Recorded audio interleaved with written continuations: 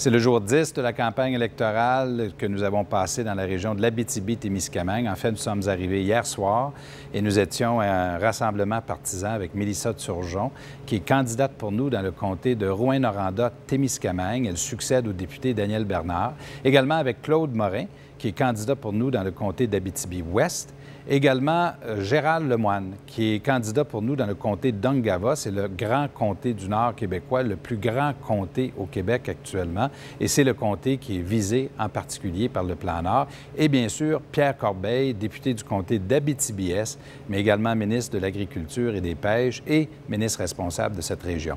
Et lors de notre passage dans la région, on a annoncé deux excellentes mesures qui touchent l'éducation. Un, c'est la téléenseignement et l'adaptation de l'enseignement et de la formation professionnelle pour les régions du Québec. Et entre autres, centré sur le marché du travail et en particulier le Plan Nord. L'idée, c'est d'adapter nos programmes avec un investissement de 50 millions de dollars sur une période de 5 ans dans le but d'offrir de l'enseignement à distance dans certains cas et de le faire sur des besoins très spécifiques du marché du travail.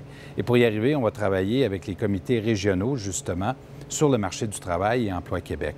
La deuxième mesure, c'est une mesure pour les universités du Québec et pour le Plan Nord, pour créer un réseau universitaire Plan Nord.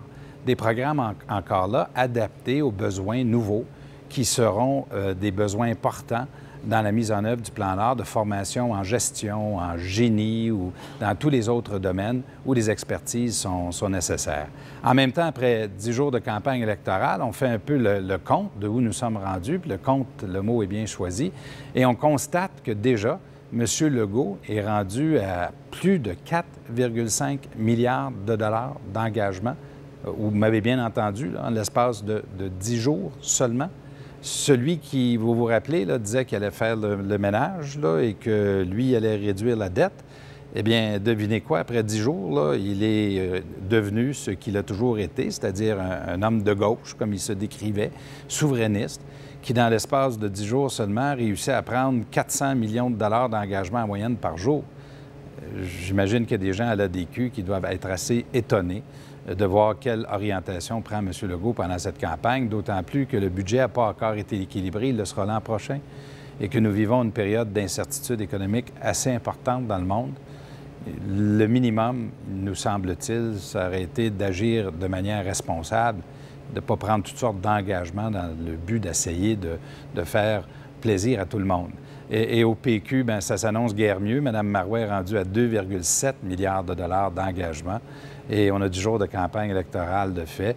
Sa plus récente, bien, on y faisait référence hier. C'est un fonds de 10 milliards de dollars qu'elle exigerait de la Caisse de dépôt et de placement du Québec, allant se mettre les deux mains dans le fonctionnement de la Caisse de dépôt. C'est la dernière chose à faire à la Caisse de dépôt, c'est d'aller mêler la politique à la gestion du bas de laine des Québécois. Ce que vous voyez derrière moi, c'est la salle où nous sommes ce soir, évidemment, à Victoriaville, car demain, ce sera l'Assemblée générale annuelle, si vous voulez, de nos jeunes. C'est la Commission jeunesse qui fait son congrès annuel ici à Victoriaville et j'y serai pour parler, entre autres, du Plan Nord et je vous invite à nous suivre demain et pendant les prochains jours de la campagne.